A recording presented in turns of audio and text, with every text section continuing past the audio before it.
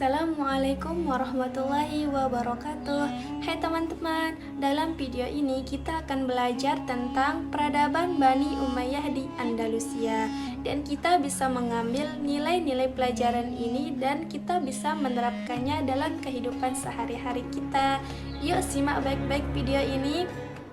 Jadi sub tema yang pertama yang kita bahas adalah Bani Umayyah di Andalusia.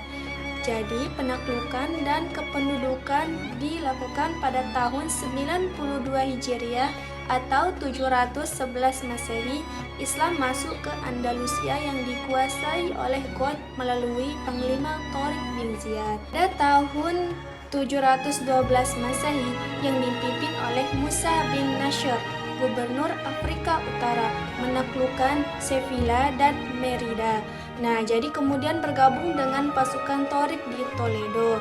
Nah, yang ketiga, pada tahun 15 Mei 756 Masehi, Abd ar-Rahman al-Daqil memproklamasikan berdirinya Imarah Umayyah yang kedua di Andalusia, menandakan kekuasaan Bani Umayyah yang terlepas dari Abbasiyah di Baghdad. Jadi, pemerintahan dan kebudayaan di Andalusia dibagi menjadi 5 provinsi dengan pusat pemerintahan di Cordoba.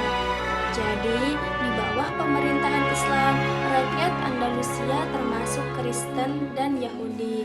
Jadi mereka menikmati kebebasan dan kemakmuran mereka di Andalusia itu. Jadi Islam di Andalusia berkembang melalui 6 periode pemerintahan. Yang pertama, periode wali 711 sampai 755 Masehi. Yang kedua, periode amir pada tahun 755 sampai 912 Masehi. Yang ketiga, periode khalifah pada tahun 912 sampai 1013 Masehi. Yang keempat, periode al-Mulk al-Tawib pada tahun 1013 sampai 1086 Masehi. Yang kelima, periode Murabitun dan Muwahhidun pada tahun 1086 sampai 1248 Masehi. Yang terakhir, yang keenam, yaitu periode Bani Umar di Granada pada tahun 1248 sampai 1496 Masehi. Nah, jadi 6 periode itu adalah maksudnya atau berkembangnya Islam di Andalusia melalui 6 periode yang tadi yang sudah saya sebutkan dan pada pohon-pohonnya juga. Sekarang kita akan membahas sub yang kedua, yaitu kejayaan Islam di Andalusia. Yang pertama itu di kejayaan di Cordoba, yaitu menjadi pusat kebudayaan dengan banyak perpustakaan, masjid, infrastruktur modern. Nah, yang kedua, pengaruh budaya. Jadi ilmu pengetahuan dan penggunaan fisik berkembang pesat dengan berbagai bangunan megah seperti Alhambra di Granada dan Giralda di Sevilla. Yang ketiga, toleransi beragama. Jadi Toledo dikenal dengan tingkat toleransi beragama tinggi, di mana Muslim, Yahudi, dan Kristen hidup harmonis dan mereka saling menghargai satu sama lain, tidak saling mencaci maki walaupun beda agama mereka atau beda keyakinan mereka. Selanjutnya kita akan membahas sub yang ketiga, yaitu perkembangan ilmu pengetahuan pada masa Bani Umayyah di Andalusia.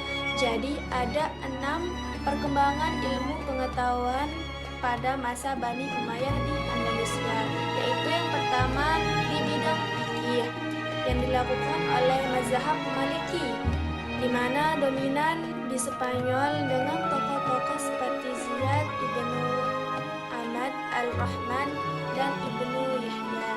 Yang kedua, di bidang bahasa dan sastra, bahasa Arab menjadi bahasa resmi dengan ulama terkenal seperti Ibnu Malik dan Ibnu Hazm. Jadi yang ketiga, seni dan musik, yaitu Ziryab adalah tokoh terkenal dalam bidang musik, dikenal karena karyanya dalam mengubah lagu. Yang keempat, filsafat yang dilakukan oleh tokoh Ibnu Bajjah, Ibnu Taufil, dan Ibnu Rashid. Tokoh-tokoh utama ini dalam filsafat Arab ke Spanyol dengan karya-karya terkenal mereka seperti Hai Ibnu Yaqzan. Yang kelima, sains. Nah, di mana sains ini kimia dan astronomi. Tokoh-tokoh seperti Abbas ibnu Farnas dan Ibrahim ibnu Yahya al-Naqas mengembangkan ilmu sains ini. Setelah sains tadi, para tokoh-tokoh juga melakukan ilmu kedokteran, di mana tokoh-tokoh ini seperti Ahmad ibnu Ibas dan al-Hasan ibnu Abi Ja'far berkontribusi besar dalam bidang medis pada waktu itu. Yang terakhir, yang keenam, yaitu sejarah dan geografi, di mana Ibnu Khaldun yaitu tokoh terkenal dalam ilmu sejarah dengan karyanya yang monumental Muqaddimah. Jadi, nilai-nilai yang dapat dipetik dalam sejarah Bani Umayyah di Andalusia yang dimana kita sudah membahasnya. Yang pertama, pengalaman positif dalam sejarah dijadikan bahan perbaikan dalam menjalin kehidupan dan pembangunan kepribadian masing-masing supaya kita menjadi seorang yang lebih baik.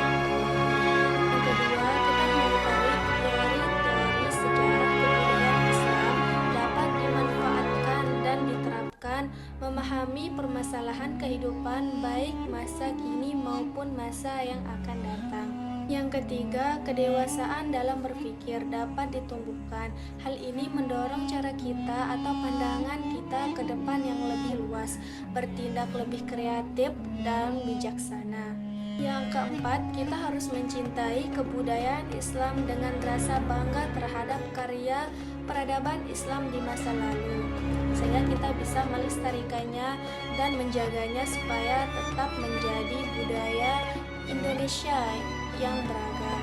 Yang kelima, melibatkan diri kita dalam pemeliharaan hasil peradaban masa lalu baik dengan pembelajaran maupun memetik manfaatnya dalam sejarah-sejarah masa lalu. Dengan itu kita bisa manfaatkannya dan bisa melakukannya dalam kehidupan sehari-hari kita. Yang keenam, tumbuhkan rasa semangat kita dalam mencari dan mengembangkan ilmu pengetahuan dapat dipupuk lebih baik dengan cara membaca sejarah-sejarah dahulu sehingga kita bisa lebih paham dan mendapatkan terakhir, yang ketujuh, yaitu kita harus menanamkan semangat dan motivasi kita untuk prestasi kita sehingga kita menjadi orang yang berprestasi dalam pendidikan maupun bersosialisasi dengan sesama.